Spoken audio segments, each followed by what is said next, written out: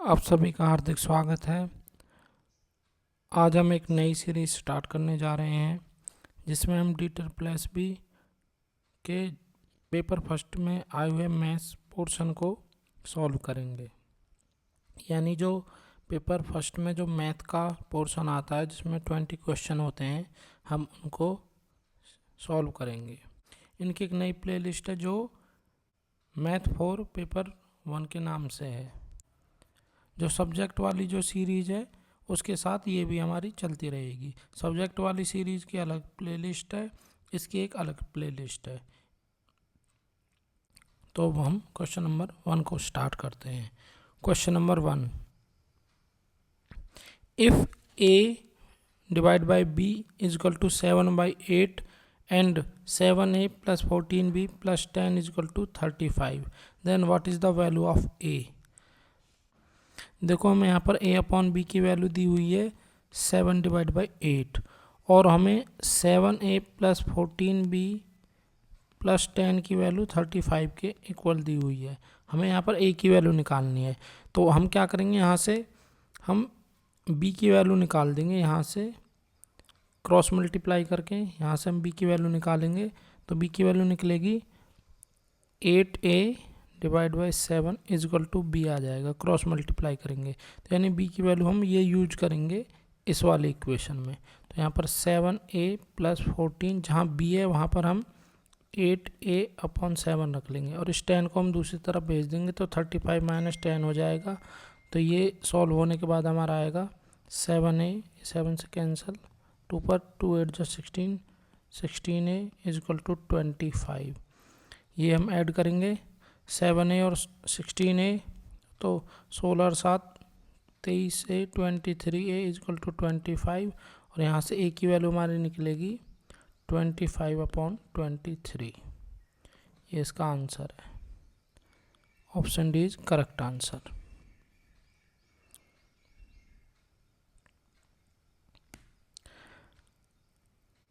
अब हम question number 2 को करते हैं। Question number 2, the average of 41 numbers is 20, the average of first 20 number is 15 and last 20 numbers is 13, what is the 21st number. हमें क्या दिया हुआ है, 41 नंबर है जिनका एवरेज हमें 20 दिया हुआ है और पहले 20 नंबर का जो एवरेज है वो 15 दिया हुआ है और लास्ट के 20 नंबर का जो एवरेज है वो 13 दिया हुआ है। तो बीच में जो 21वां नंबर है उसको हमें बताना है। तो इस तरीके के क्वेश्चनों में हम क्या करते हैं, हमें क्या दिया हुआ, देखो हमें एवरेज दिया हुआ है फर्स्ट 41 नंबर का 20, तो उसको फर्स्ट 40 नंबर के सम को अगर मैं 41 से डिवाइड दे दूँ तो मुझे एवरेज मिल जाएगा, यानी 20 एवरेज मिल जाएगा मुझे। तो यहाँ से उन 41 का जो सम आएगा उसे मैं S41 से डिनोट कर रहा हूँ, वो निकल जाएगा 20 × 41। तो S41 हमारा आ जाएगा, मल्टीप्लाई करेंगे 820। तो ये हमारा आ गया पहले सारे 41 नंबर का सम।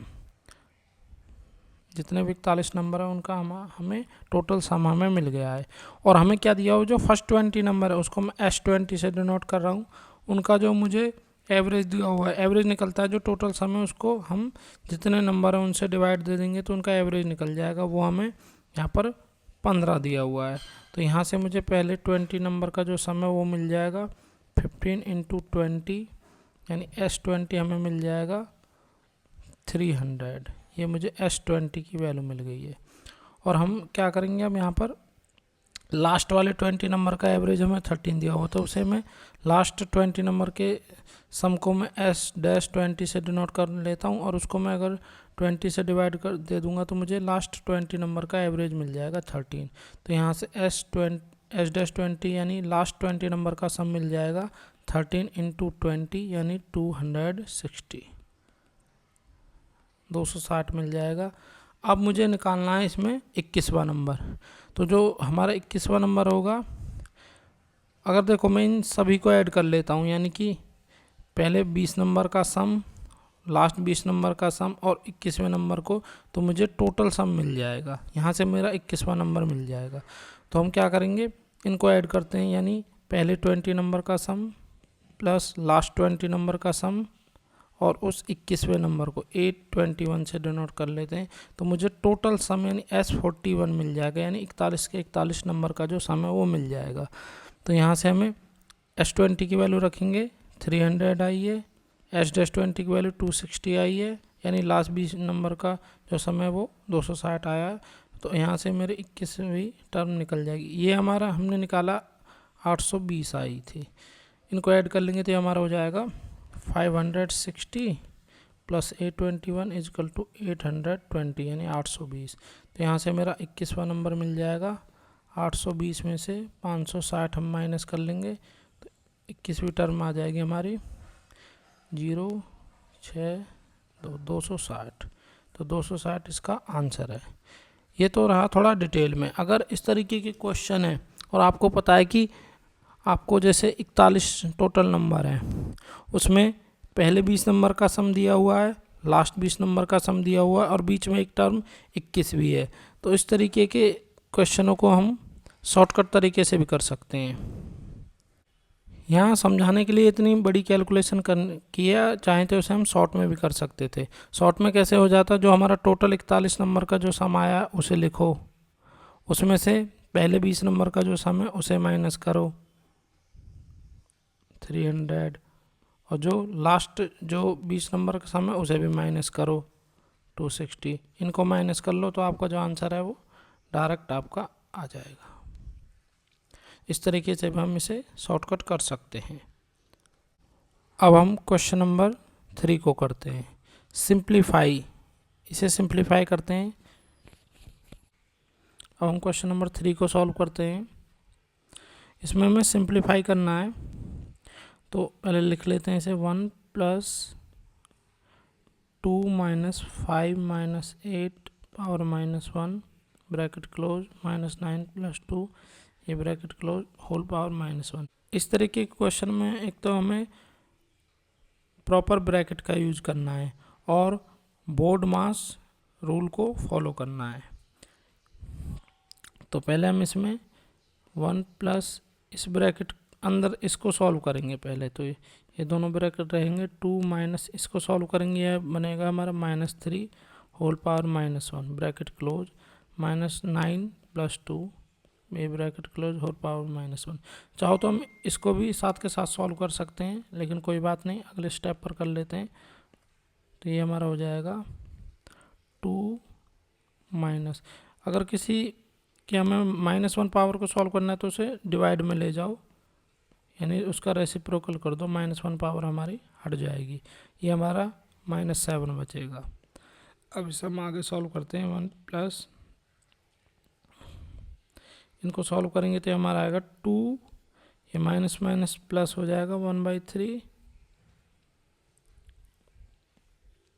-7 होल पावर -1। तो इनको हम सॉल्व करेंगे एलसीएम लेके, तो ये हमारा बनेगा 2 3 जा 6 प्लस 1 7, यानी 3 एलसीएम लेंगे तो 6 प्लस 1 -7 होल पावर -1।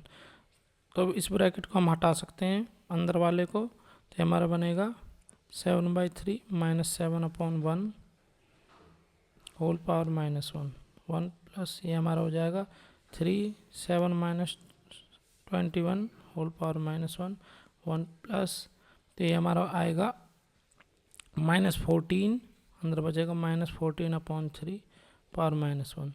तो माइनस करेंगे तो ये उल्टा हो जाएगा, रेसिप्रोकल हो जाएगा, तो ये हमारा 3/14 माइनस का हो जाएगा प्लस माइनस माइनस 1 - 3/14।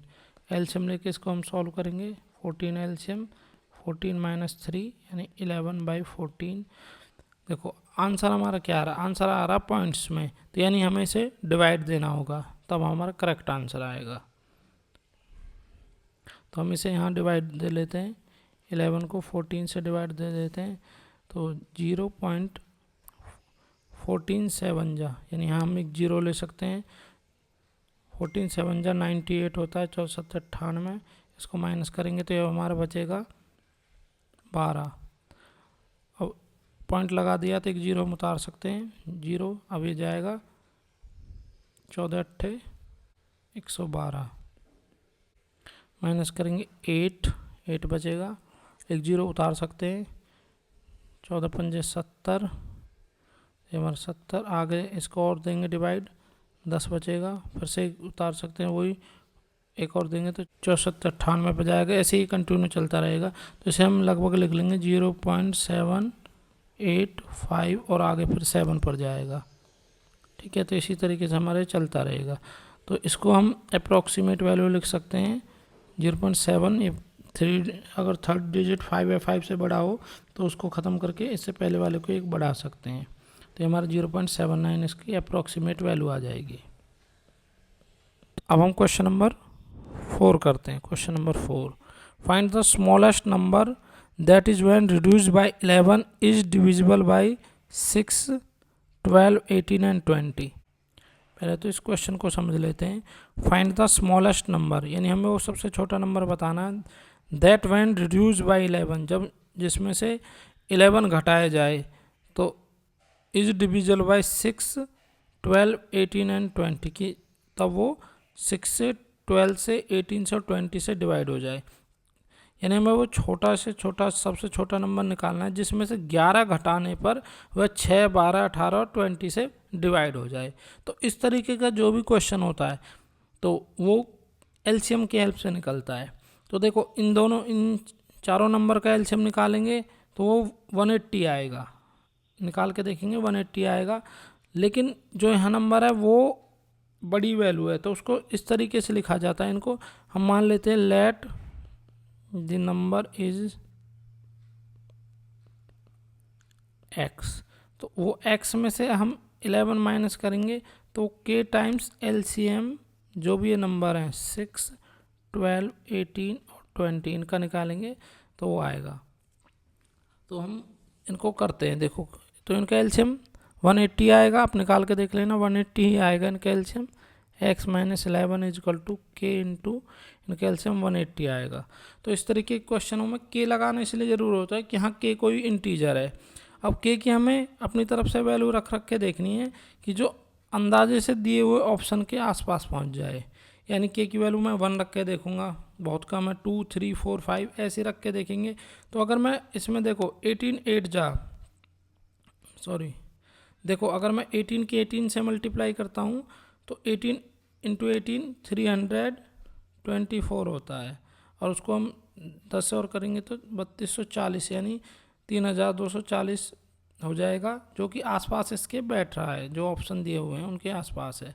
तो इसका मतलब x माइनस 11, इसमें हम k की वैल्यू 18 अपनी तरफ से रखेंगे तो इसकी मल्टीप्लाई करेंगे 180 से, तो ये हो जाएगा हमारा 3240।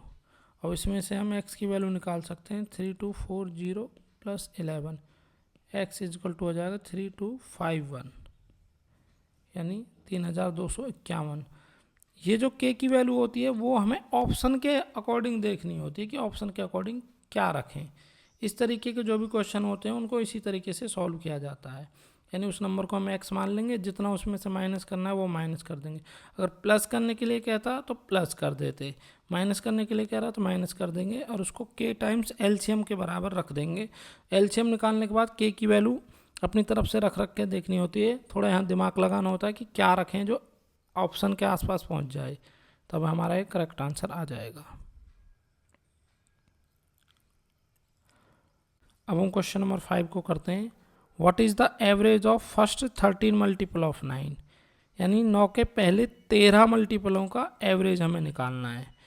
यानी जैसे 9 के मल्टीपल लेने, 9 के मल्टीपल है जैसे 9, 18, 27, इस तरीके से हमें 13 मल्टीपल लेने हैं और उनका जो एवरेज है वो निकालना है।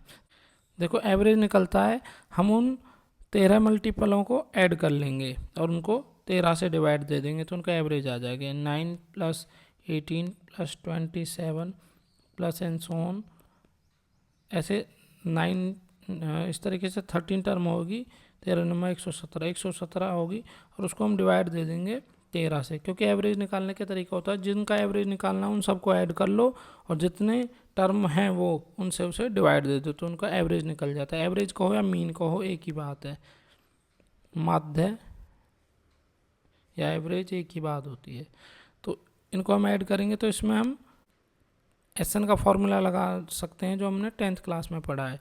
तो एस एन का फॉर्मूला इसको हम S13 बोल सकते हैं और उसको हम 13 से डिवाइड करेंगे तो हमारा एवरेज निकल के आ जाएगा, क्योंकि एक AP बनी हुई है, ये एक AP बनी हुई है। तो AP का सम निकालने के दो फॉर्मूले होते हैं। एक तो आपने ये पढ़ा है एस एन का n/2 2a plus n-1 into D.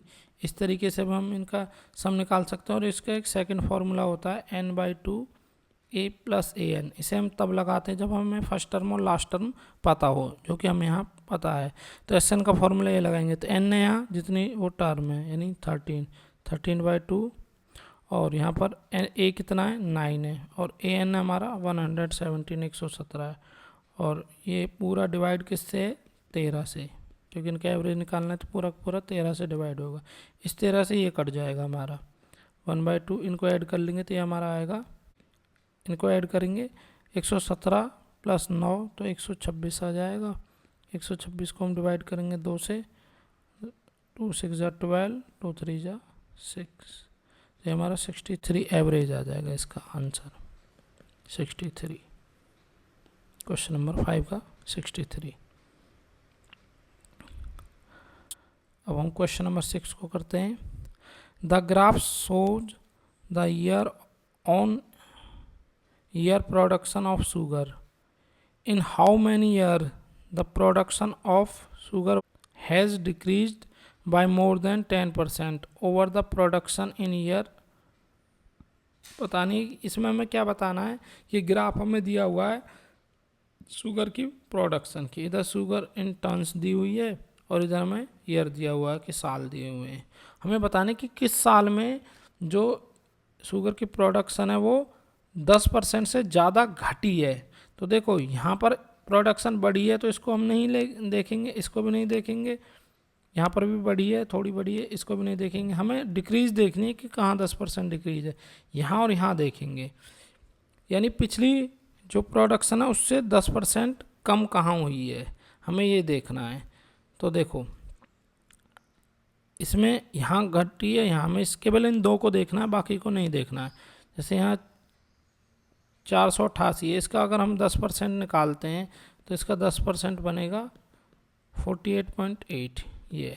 अब यहाँ देखते हैं कितना डिक्रीज हुई है, यानी ये कितना डिक्रीज हुई है ये हम निकाल देते हैं। तो अगर देखते हैं ये इस 10% से ज़्यादा कम हुई है तो ये ऑप्शन हो सकता है। तो हम चेक करते हैं भाई, ये हमारा 488 है, इसमें से हम 431 माइनस करके देखते हैं तो क्या बनेगा 7 5, तो ये हमारा 57 आया। यानी यहाँ हमें 57 डिक्रीज हुई है, जो कि इसके 10% से ज़्यादा। ये 10% है, पिछले का 10% है ये, तो उससे ज़्यादा कम हुई है। ये ऑप्शन हमारा हो सकता है। यानी कौन से साल में 2016 में। यहाँ बताना है कि कितने सालों में, हाउ मैनी ईयर्स, कितने सालों में कम हुई है। यहाँ एक साल तो हमें मिल गया जिसमें कम हुई है। एक और यहाँ देखते क्या यहाँ भी कम हुई है, देखते हैं 630 का हम 10% निकालें तो वो होगा हमारा 63। और यहाँ कितना कम हुआ है उसको चेक करते हैं कितना कम हुआ है ये। तो यहाँ हम माइनस करके देख लेते हैं 630 में से 597, तो 3, ये 12 में से 9 गए 3, यहाँ 33 माइनस हुआ है। यानी ये इसके 10% से कम घटा है। और हमें बताना है जो ज़्यादा घटे वो बताना है। तो एक ही बार कम हुआ है, यानी कि ऑप्शन इसका जो हमारा ऑप्शन में 2 1 और ये 3 है, तो एक ही बार कम हुआ है 10% से ज़्यादा, तो 1 इसका आंसर हो जाएगा। हमें ये देखना था, एक बार मैं फिर से बता दूं कि कितने सालों में, इन हाउ मैनी ईयर्स, कितने सालों में जो production of sugar decrease by more than 10%, कि कितने सालों में जो प्रोडक्शन है वो कम हुई है 10% से ज़्यादा। तो एक ही बार कम हुई है, तो 1 इसका आंसर आ जाएगा। अब हम क्वेश्चन नंबर 7 करते हैं। एक व्यक्ति अपनी सामान्य गति से 5/7 यानी 5/7 चलता है और 10 मिनट देरी से पहुंचता है। उसका सामान्य समय ज्ञात करें। तो देखो इस क्वेश्चन को हम, जो हमारे सिंपल फॉर्मूले होते हैं चाल, समय और दूरी वाले फॉर्मूले से इसे हम सॉल्व करेंगे। मानो जो टोटल डिस्टेंस है वो d है और जो उसकी स्पीड है उसे हम, जो चाल है उसे हम एस मान लेते हैं, जो टाइम है वो सामान्य टाइम उसे हम टी मान लेते हैं। तो हमें पता है कि जो दूरी का फॉर्मूला होता है, दूरी बराबर होती है चाल गुना समय, ये हमने पढ़ा हुआ है, चाल गुना समय। तो यहाँ से जो डिस्टेंस दूरी है वो चाल यहाँ एस है और जो टाइम है वो टी है, एस इंटू टी के बराबर हो जाएगी।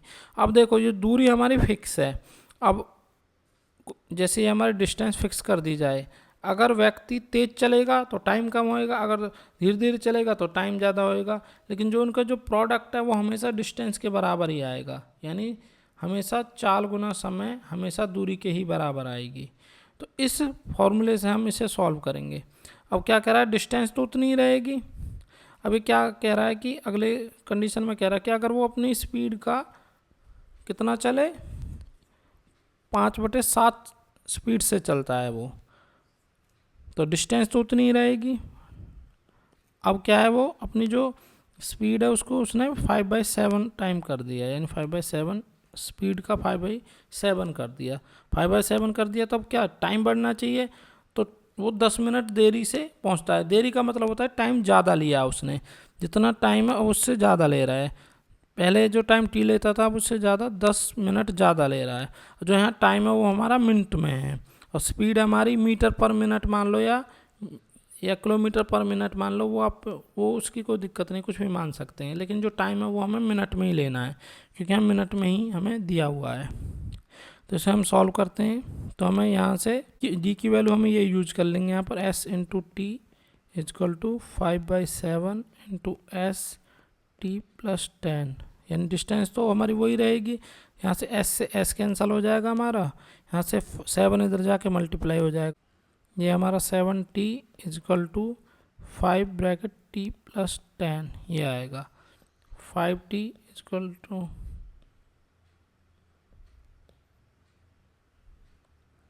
7t equal to 5t plus 50।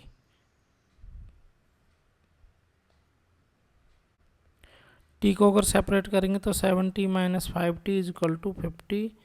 तो यहाँ से हमारी 2t की वैल्यू आएगी 50, टी की वैल्यू आएगी 50 से 2 से कैंसिल होकर 50, 25 आंसर आ जाएगा इसका। तो हमारा जो नॉर्मल टाइम है वो हमारा 25 आएगा। अब हम क्वेश्चन नंबर 8 को करते हैं। The monthly income of Rajesh and Rakesh are in the ratio 4:5। The expenditure are in the ratio 6:8। They both save ₹10,000 a month. What are their monthly income? हमें बतानी है कि उनकी मंथली इनकम क्या है। हमें क्या दिया हुआ है कि राजेश और राकेश की जो इनकम है वो 4:5 में दी हुई है, और उनका जो एक्सपेंडिचर है वो 6:8 में दिया हुआ है, और वो दोनों हर महीने 10,000 रुपये सेव करते हैं। तो what are their monthly income, तो उनकी मंथली इनकम क्या है। तो देखो इसको हम सॉल्व करते हैं। हमें रेशो दिया हुआ है इनकम का 4:5। तो हम क्या करते हैं, देखो इधर हम राजेश लिख लेते हैं, राजेश है और ये राकेश। अब हमें क्या दिया हुआ है कि इनकी इनकम दी हुई है और यहाँ इनकी एक्सपेंडिचर दिया हुआ है।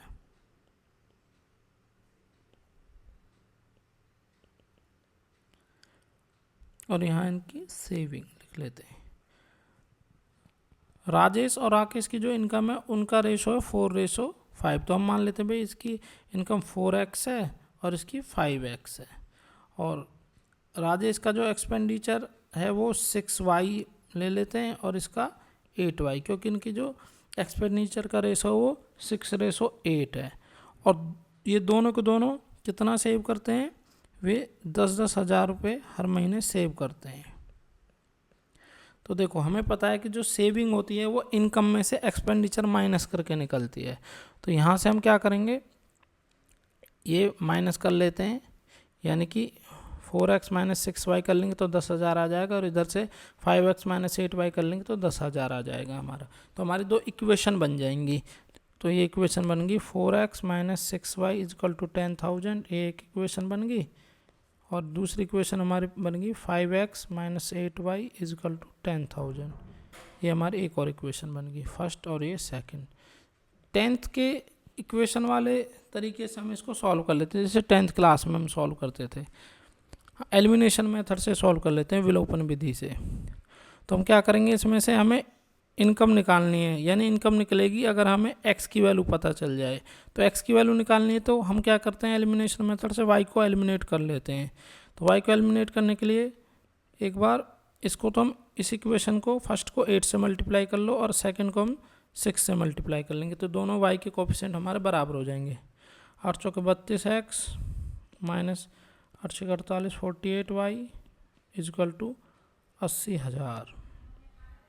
इधर करते हैं 6 पंजे 30x माइनस 6 8 जा 48y और ये हमारा 60,000 आ जाएगा।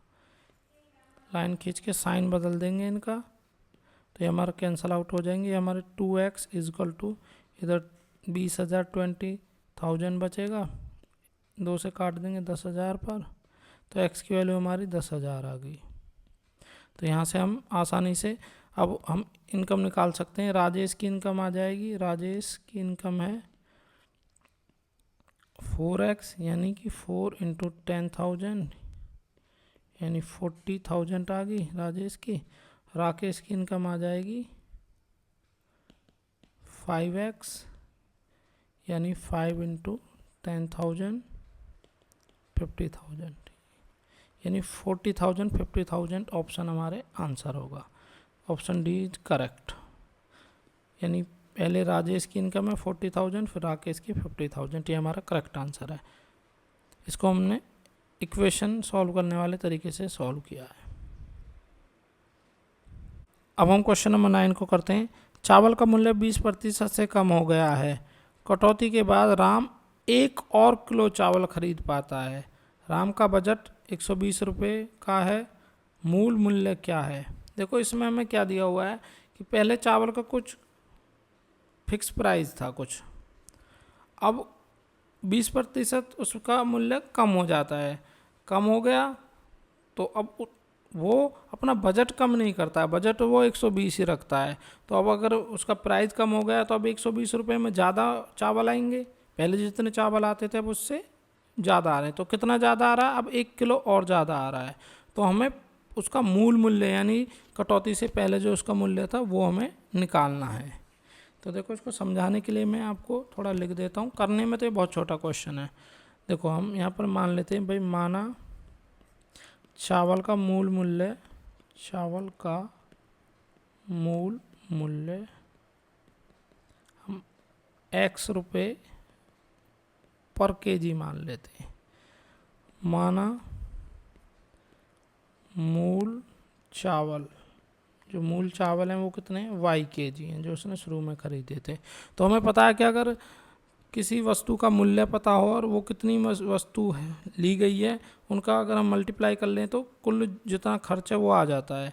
तो अगर मैं यहाँ पर x मल्टीप्लाई y कर लेता हूँ तो मुझे मूल जो, तो उसने जितना वो खर्च किया वो आ जाएगा। तो वो क्या है, 120 रुपये उसने खर्च। तो x इंटू वाई हमारा क्या है, 120 आएगा। अब देखो वो बजट को कम नहीं करता, यानी बजट 120 ही रखता है। तो अगर यहाँ प्राइस कम होगा, अगर ये प्राइस कम होगा तो सीधी सी बात है ये बढ़ेगा, यानी चावल की जो वज़न है वो बढ़ाना पड़ेगा, तभी बैलेंस हमारा रहेगा। तो हम यहाँ पर जो चावल का मूल्य है वो कितना कम हो रहा है, 20% कम हो रहा है, यानी जितना वो था पहले उससे 20% कम हो रहा है। तो या तो इसे परसेंटेज में ही रखो या फिर इसको फ्रैक्शन में कन्वर्ट कर लो। हम इसे परसेंटेज में ही रखते हैं, यानी कि 20% कम हो गया तो अब 80% रह गया ना, 80% रह गया। परसेंट हटाने के लिए 100 लगाएंगे, किसका, अब x का 80% रह गया जो मूल्य है। अब जो वज़न है यानी जो उसका तौल है वो 1 किलो बढ़ गया है।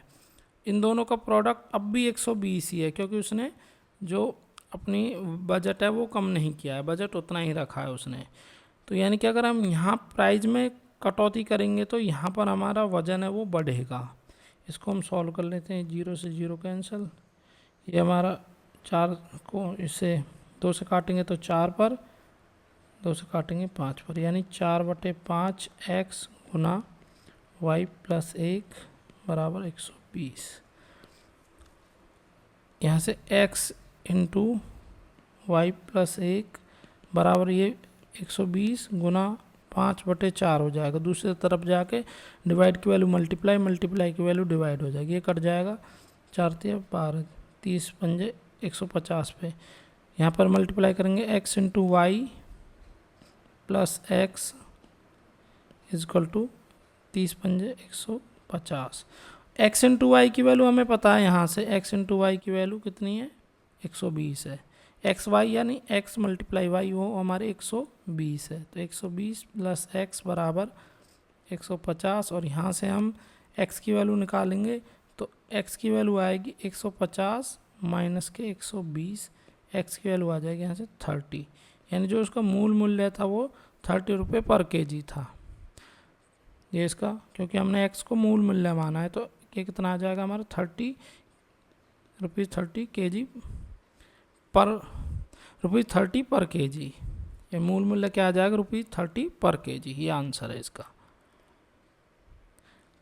करने में कुछ नहीं है, बस थोड़ा समझाने में लेंथ है बस।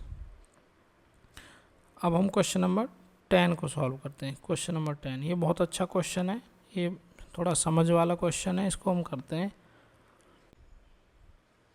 हमें दिया हुआ है if 5p plus q/2 plus 3r plus s/4 plus 2t is equal to 25.1916 हमें दिया हुआ है, तो then what is the value of p plus q plus r plus s plus t।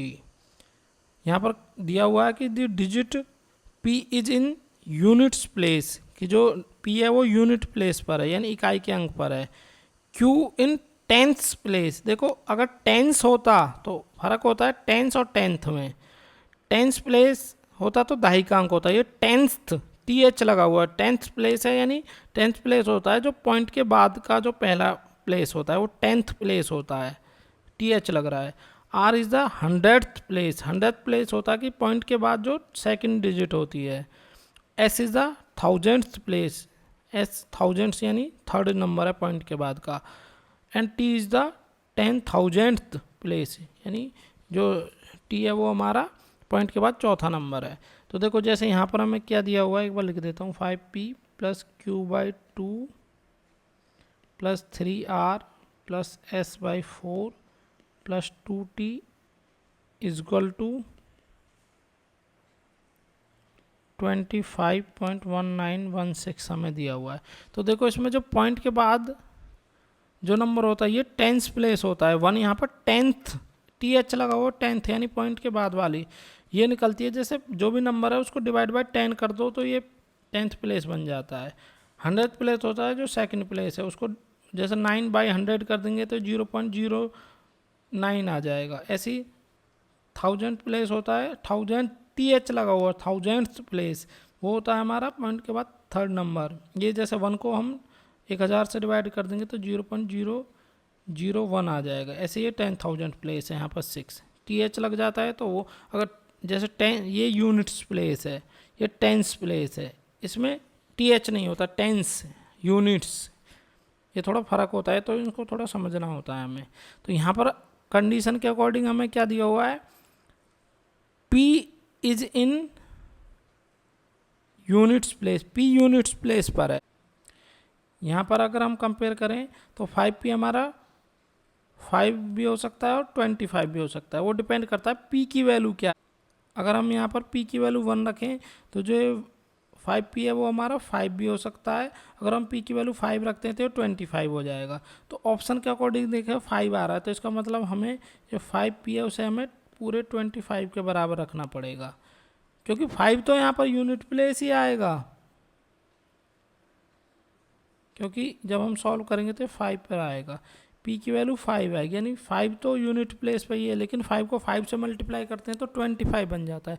p तो यूनिट प्लेस का ही number है, p की value 5 आई है, p यूनिट प्लेस पर ही है, लेकिन 5 से मल्टीप्लाई करने पर वो 25 बन गया है।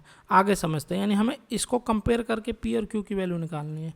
इस क्वेश्चन में हमें q/2 की वैल्यू लेनी है 1 10th प्लेस, क्योंकि q 10th प्लेस में है और q/2 भी फिर 10th प्लेस में ही होगा, तो यानी q/2 को हमें रखना है 1 के बराबर, जो 10th प्लेस होता है पॉइंट के बाद पहला अक्षर। तो q की वैल्यू आ जाएगी 2, q की वैल्यू हमारी 2 आ गई, ये पॉइंट के बाद वाला नंबर होता है। और उसके बाद हमें जो 3R है वो रखना है। R हमारा कौन सा है, 100th प्लेस, 100th TH लगा हुआ है, तो यानी पॉइंट के बाद दूसरा नंबर है जो 9 के बराबर, तो यहाँ से कट के R की वैल्यू 3 आ जाएगी। अब हमारा S बचा, S है हमारा 1000th प्लेस, यानी पॉइंट के बाद जो थर्ड नंबर है 1 के बराबर, यानी ये हमारा आ जाएगा S/4 इजकल टू 1, तो S की वैल्यू आ जाएगी 4, क्रॉस मल्टीप्लाई करेंगे। अब हमारा बचा T है हमारा 10,000 प्लेस पर, यहाँ पर जो T की वैल्यू है वो हमें दी हुई कंडीशन में 2T की वैल्यू यहाँ 6 के बराबर रखनी है, 2T इजकल टू 6, तो T की वैल्यू यहाँ से 3 आ जाएगी, कैंसिल हो के 3 पर 3 आ गई। अब हमें निकालनी P plus Q plus R की वैल्यू, तो देखो शॉर्ट में आपको बता देता हूँ, P plus Q plus R plus S plus T की वैल्यू, यहाँ पर देखो जो नंबर पॉइंट के बाद है उसको आप पॉइंट के बाद ही लिखना, शॉर्टकट बता रहा हूँ, एक्चुअली में तो वो पॉइंट के बाद है तो 10, 100, 1000, 10,000 इनसे डिवाइड होने के बाद लिखा जाता है, लेकिन शॉर्ट में हम लिखेंगे P यूनिट्स प्लेस पर है तो 5 पॉइंट, Q आया हमारा कितना 2, तो पॉइंट के बाद ये 10th प्लेस है, तो इसको 2 को अगर हम 10 से डिवाइड देंगे तो 0.2 बनेगा, तो उसे हम डायरेक्ट पॉइंट के बाद 2 लिख सकते हैं, क्योंकि जब हम 2 को 10 से डिवाइड देंगे तो 0.2 बनेगा, और 5 में ऐड करेंगे तो 5.2 बनेगा, तो उससे तो अच्छा आप डायरेक्ट ही लिख दो उसे पॉइंट के बाद ही।